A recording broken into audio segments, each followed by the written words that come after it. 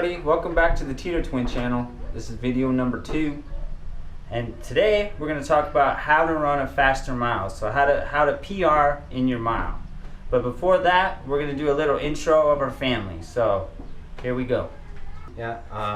This is my wife Shanica Teeter, and she's going to tell you a little bit about herself.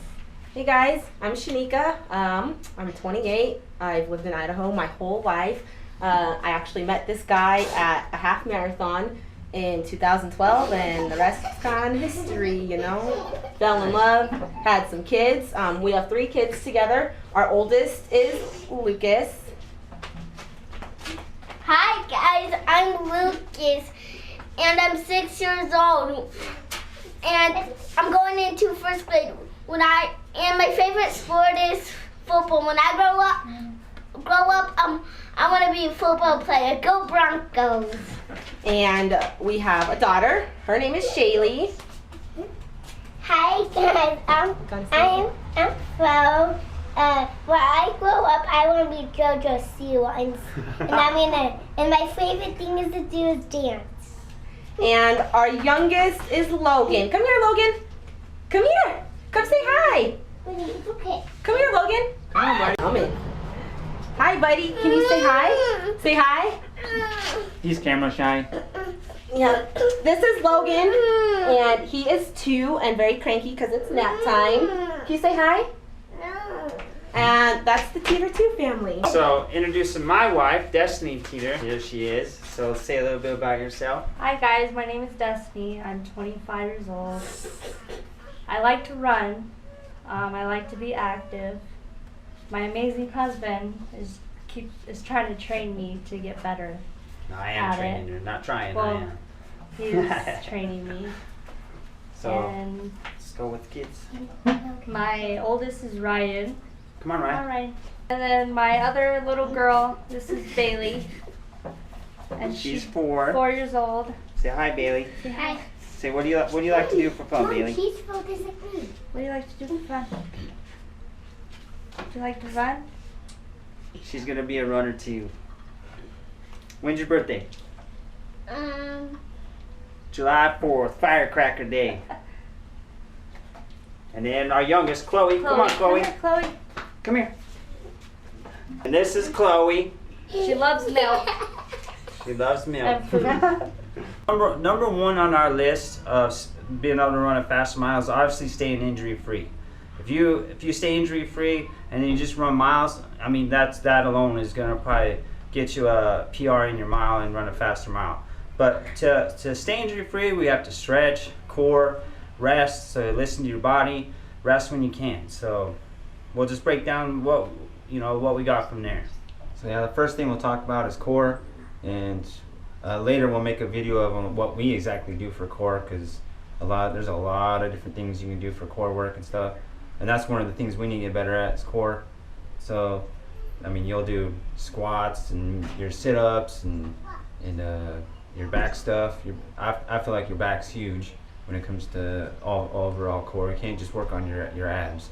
Make sure you get your back in there, your lunges, squats, and all that stuff. Yeah, so we'll do a video on core for sure later, showing what we do, and hopefully learn some other stuff as well.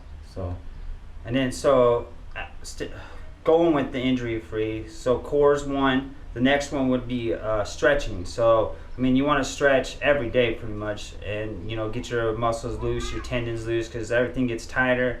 It pulls on everything else, and that's how injuries happen. So I mean, just waking up and stretching would be good. Stretch a little bit before runs they're good, but you don't want to stretch too much before runs. Mostly after. Then after, yeah, you stretch a lot. I mean, that's probably your most stretching you want to do is after a run and stuff. So that's a good part of staying injury free. And then another one is rest. I mean, you can't just go hard every day, obviously. So you need some rest days in there. And maybe even take some days off. Keep doing your stretching and stuff. And the big part of rest is listening to your body. I mean, if you're waking up and you're really, really dead, and you're like, man, I'm gonna have to push through these miles, maybe you should take a rest day today, and just listen to your body. That's a big part of it.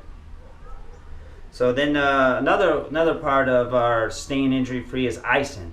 A lot of people don't ice; they don't really understand it, but icing's really good for your body. It rushes blood to any areas that are hurt or whatever, and helps recover faster. So if you can ice bath, which is getting in a big bath of water and put ice in it and get it really cold, that's probably the best way to ice. If you can't do that, just ice the key areas that normal injuries happen: knees, ankles, hamstrings. Just ice those areas. Or if something's hurting, definitely ice that area for sure. Well, good 8 to 12 minutes, something like that.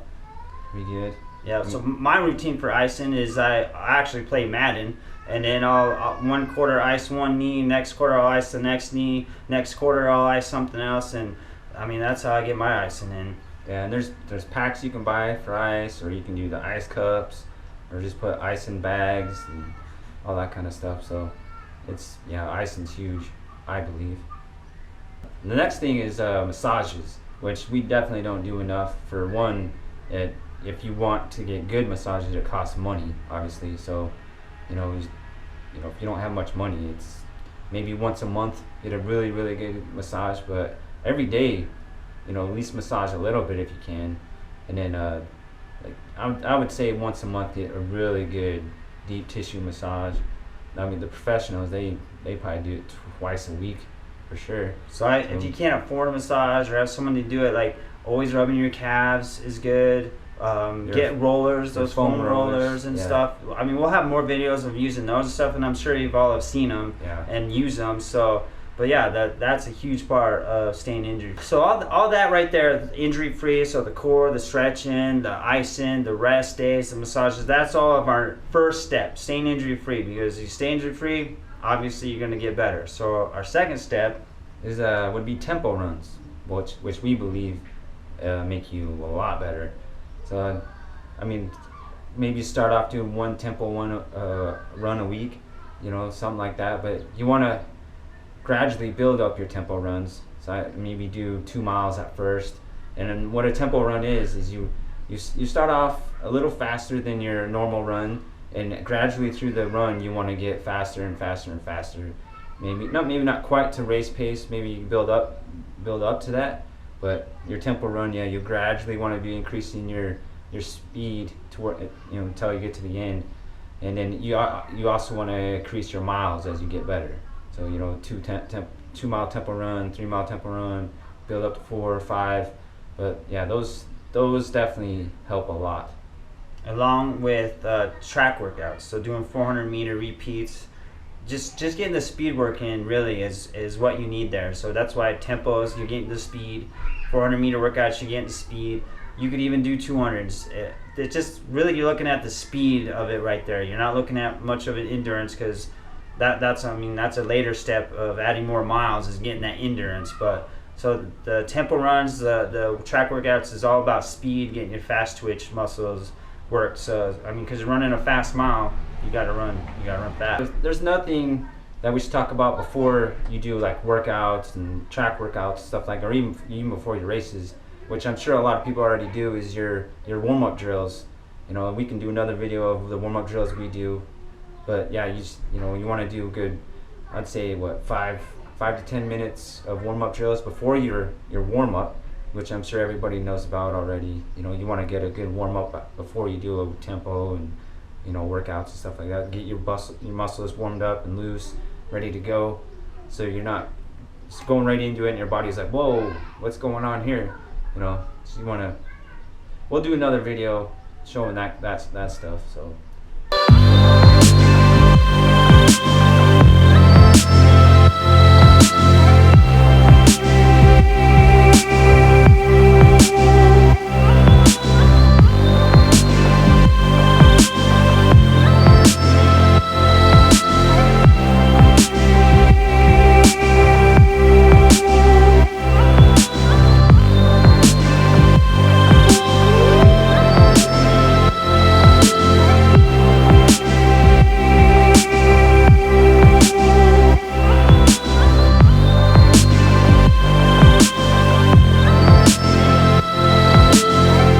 So number 3, I've already kind of mentioned, is more miles. You want to add more miles every week.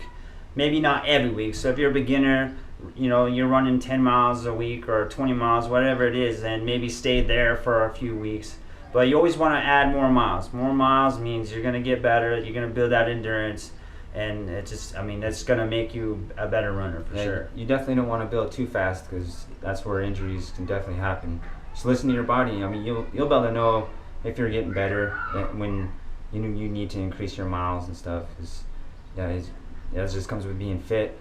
So you definitely need to watch that stuff though, because I've done that too many times. Up my miles, thinking, oh, okay, it's time to up my miles, and I wasn't quite ready. So definitely need to pay attention to that. Yeah, that happens too many times to a lot of runners. The next one we want to talk about is have a plan. Make out your plan, your schedule, your plan, your month, your mileage and the workouts you want to do on these days. I mean, of course things happen, so your plans change, but it's nice to stay focused on, tomorrow I have this, I need to make sure I'm ready for this, tomorrow, Yeah. So a good example, kind of like what we do. So on our Sundays, we would do a long run. So, I mean, depending on how good a shape we're in, we're talking 8 miles, all the way up to maybe 18 miles. Mondays, we usually kind of take a chill day because it's after your long run, and then because we like to do a Tempo Tuesday, that's what we call it. So our Mondays are kind of chill. Tuesdays, we'll do a Tempo Tuesday run. Wednesdays are kind of another chill day. Even maybe I'm listening to my body, try to take a rest day today kind of day. Thursday, if we can, we'll do another tempo run. And then Friday is another kind of chill, rest, listen to your body kind of day. And then our Saturday will usually be a track workout. So we'll try to get 2 good tempo runs and a track workout every week with a long run. So that's how we plan it. We tomorrow this is what we're doing. It's just nice to have a good plan. Talk about running a fast mile. I've actually been going through training my wife Destiny, and she's been doing all these steps, trying to stay injury free, doing the tempos, doing more miles, and so I mean she has a PR mile of a 6:57 right now, and that's what we've been doing for about 2 months now, trying to work to see, just because you don't want to just go run a mile all the time and that's my PR. We kind of wanted to space it out and go really get a good PR for her. So that's actually what we're going to do, is go to the track and see how her progression has gone from a 6:57 mile to, I don't know, I think she'll do pretty good. My wife Shanica is going to talk a little bit more about what she's been going through with her training and her goals that she wants to do running wise and stuff. So here she is again. Hey guys, it's me again. So I forgot to mention in that first intro, I've been active my whole life. I've been running since I was in junior high and whatnot. I did cross country, soccer, basketball, track, like anything that got me running. My favorite sport was track, and that's what I was the best at. And so any sport that got me running, that's what I like to do. I was never really a distance runner until I met my husband. As I mentioned before, we met at a half marathon in 2012, and the longest I had ever run before that was in high school, was probably a mile. So I just ran a mile just to keep somewhat active and in shape. But being married to him, he's big time into distance and all of that. It's gotten me to like distance a little bit more. I'm still getting there. I'm a sprinter. That's what I like. That's what I'm good at. But it's been this last year, I've been through a lot. I have had 4 surgeries in the last 11 months. It felt like every time I was starting to get good, I'd always be injured or something. And so I was actually training for a full marathon last August, and I injured myself, and that's what started my whole saga of surgeries this last year. It's been really tough mentally, obviously physically. I've had 3 surgeries on my foot and then 1 on my knee in between a foot surgery. And so now I'm finally on the road to recovery. Still nowhere close to running. I'm just focusing on walking. I've got to learn how to re-walk. I tore all the tendons and stuff in my foot. The first surgery, I broke some bones and whatnot. So it's just been a lot of different stuff. My knee has always given me issues my whole life, and so that last knee surgery I had, it was nothing new. It was easy. I just have to work on strengthening it now. But right now my focus is the recovery of my foot. And so I'm in physical therapy 2 to 3 times a week, usually just 2. And right now we're just working on the basics. Like, you wouldn't think you'd have to learn how to re-walk and how to rebalance, and simple tasks, you know, that my 6-year-old can do, I'm struggling to do. And you wouldn't think it would be that hard, but when you've been down for that long and when it's been injured and surgery after surgery after surgery, you don't realize how much trauma your foot goes through. And so right now I'm just, like I said, focusing on my recovery, physical therapy, just making baby steps and trying to strengthen my foot back up so that I can walk without hurting. Right now, that's my biggest goal. She has completed 1 half marathon. Oh yes, that's the longest run I've ever done, is a half marathon a couple years ago, and I really did enjoy it. It was a pretty easy first half, and I've got a goal, obviously, when I can start running again, to beat that first time. I do want to do a marathon just once. Who knows, I might fall in love with it, but just one, just to say I did it, and something to knock off of my bucket list. But yeah. One cool thing about that half marathon that I met her at, the next year I ran that half marathon with her ring all tied to my shoe, and I proposed to her after the race, so that was pretty cool. Yep. And the marathon I met her at, I actually won, beat this guy. And before, a lot of races before that, he was beating me, so it was pretty cool, a little experience. Yep, pretty seeing cool. her for the first time and pretty winning. special. Yep, and that's, like I said, that's where our love story took place. Yep. That's where we met. She gave me a hug at the end, all sweaty, so it was good. Okay, hi everybody again. So this is Destiny, my wife, and I want her to talk about the running the faster mile part of it. It's me going through and training her and giving her a good game plan. So she's going to talk a little about what we've gone through for the last 2 months to get her to this PR that she's going to run here soon on the track.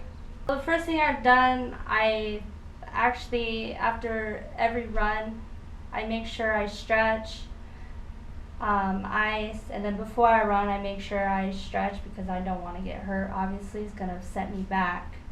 She's been going through and making sure she's staying injury free, so she's doing the whole stretching every day, she's doing the core workouts, she's doing the massages, she's making sure she's icing what hurts and what doesn't, you know, even if it doesn't hurt, she's still icing her knees and stuff. She's using the foam rollers, the hand rollers, massaging her own calves. I'm not a very good masseuse, so I don't do it very much for her, but I'll try it once in a while. But so she's making sure she does all that stuff. And then what do you do for runs, babe, to get faster?